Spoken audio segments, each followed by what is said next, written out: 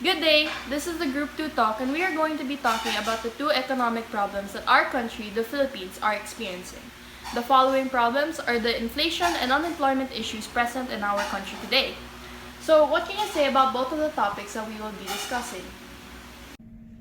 So when people think of the words unemployment and inflation, they often think that it's separate and it have different meanings. Well, yes, there are two different terms, but inflation and unemployment have a special relationship since both of these have direct effects with each other. Since once there are high rates of inflation, it means that the marginal businesses will fail, thus increasing unemployment, and it can harm the overall economy. So, before we tackle that first, let's explain what inflation is and why is it such a big problem in our economy. Book by book definition, inflation is a quantitative measure of the rate at which the average price level of selected goods and services in an economy increases over a period of time. Inflation also indicates a decrease in the purchasing power of a nation's currency. In simple terms, low inflation is beneficial for consumers because costs are not rising faster than their paychecks. While having high inflation is a problem because with cost of living increases, there is a time lag delay between when the cost of goods increases and when you get your raise. But it doesn't mean that we need low inflation up to 0%, since that will also be bad for the economy. Because higher inflation equals economic growth. There's one economist named John Maynard Keynes. He mentioned that some inflation is necessary to prevent the paradox of thrift. The idea of the paradox of thrift is that if consumer prices are allowed to fall consistently because the country is becoming too productive, consumers learn to hold off their purchases, to wait for a better deal. That kind of action affects and reduce the demand, leading to less production, layoffs, and a faltering economy. If that's the case, what is the current state of the inflation rate in the Philippines today? In the last few months, according to Philippine Statistics Authority (PSA), there hasn't been a big change, and the percentage of inflation is still within the target range of the government, unlike what happened last 2018. The thing is that one major factor that caused this high inflation during 2018 is the train law that was passed under Duterte's administration, cited by the other economists. Oh, since there were additional taxes, you were saying that inflation happened because of that. In some way, it is possible since additional taxes can make the price of products, specifically the basic necessities, higher. Oh, okay. So a while ago, you compared our current inflation rate to the rate during 2018. Are you saying that the rate of increase in the price of goods is better now compared to that of 2018? Well, I'm not going to say that it's better, but it's getting better. Since 2018 was the worst year for inflation, as the rate skyrocketed to 6.4, which is the highest percentage that our country got in the last 9 years. But if you're gonna look at the data, like last November 2019, the inflation was just 1.3%. Oh, okay. That's definitely lower than the 6.4% that happened last 2018.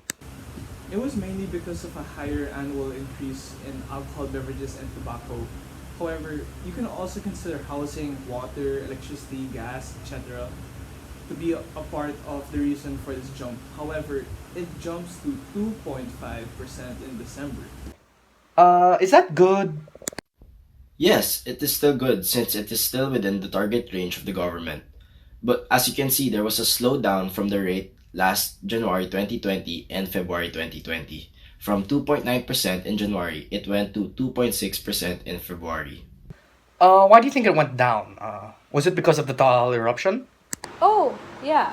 But not just that, but it was also affected by the ongoing coronavirus outbreak, since it made people wary of malls and led to lower consumption, which led to businesses reducing prices. While the Al calamity led to the small slope because it dissipated the rising pressure on food prices. But isn't that good news? Well, if you don't care about the country, then yes, since some product costs lower, but it's definitely bad for the economic growth of the Philippines. But the coronavirus is now a pandemic. Um, what will happen to our country's inflation? So, if you frequently watch the news, you'll know that the virus affected economies from all around the world. And as mentioned by the governor of the Bangko Sentral ng Pilipinas, Benjamin Diokno, 2019 NCOP will likely have an impact on the country's inflation path. The reason for that is the reduced trade and movement of people by air, sea, and land transport. The wider and the longer this coronavirus catastrophe lasts, the greater its impact on the global oil prices, products, production, and lower inflation would be. All right then. Let's move on to a different topic. Another problem that we're facing within our economy. How about let's talk about unemployment? What's the latest news about that? Let's start with the bad news. Remember how COVID-19 managed to decrease the inflation rate a bit? Well, because of the lockdown or community quarantine, there's going to be more unemployed individuals. According to the government, we should anticipate significant job losses among workers working in the export of agri-food and its byproducts. So there are people trying to make their products virus-free. The impact on our economy is quite visible. Can it get any worse? Ooh, but it does. Remember the ABS-CBN shutdown? It was trending in some social media platforms last month. Well, if that continues, them shutting down, the current state of unemployment will worsen. Because of ABS-CBN shutting down, a lot of people in the country will be out of jobs. Because ABS-CBN is such a big company for the country. If we lose that, we have lots of people who will also lose their jobs. Do you have any good news then? So I don't know if it is necessarily a piece of good news, but I guess it can be considered as one. The government estimated 1.3 million jobs were created over the past 12 months, allowing the Philippines to log an employment rate of 94.9%, the highest among all April rounds of the labor force survey since 2009, which the government said on Wednesday. In a statement, Economic Planning Secretary Ernesto Pernia said the unemployment rate was recorded at 5.1% in April this year, compared to 5.5% in April 2018. Well, what about our inflation rate? Well, for inflation, to soften the adverse effects of the country's highest inflation rate of 6.4% in 9 years record last August 2018. The solution that the government did is to speedily import rice, fish, sugar, meat, and vegetables to drive down the prices of those commodities. To expedite the delivery, the Bureau of Customs would give priority to their processing and release from the port. That kind of measure may work well and may help in lowering the inflation rate in a short period of time if it's properly done by the government. And looking past the recent inflation rate of the Philippines from 2019 to this current February 2020, it is undeniably true that the solution somewhat worked for our economy. Well, as citizens of this country, is there anything we can do to help solve these problems? Or are we just gonna let the government do everything? Well, other than the solutions that the government can do, we can also have a part in solving those problems. That's right. Well, for having a higher inflation rate, we can help by saving. Saving what exactly?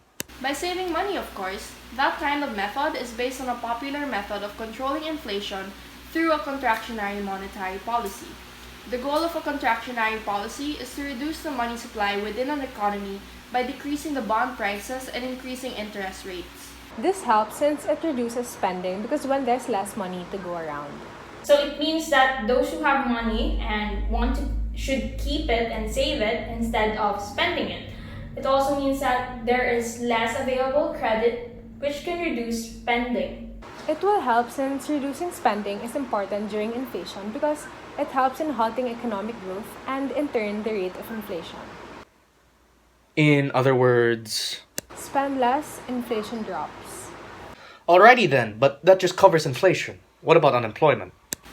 Well, we mentioned a while ago that unemployment and inflation are inversely related to each other, since when there's a higher inflation rate, the unemployment rate will increase since marginal businesses will fail. This means that spending less when there's a high inflation rate can also help. Well, other than that, the people that can do it should propose more job openings so that more people will work and help the economy. That, and there's always online. Yep, since technology is in everyone's life, why not take advantage of it and have everyone gain access with only a click away? That actually doesn't sound so bad. Well, that's all we have for today. I think it's time to end this group talk.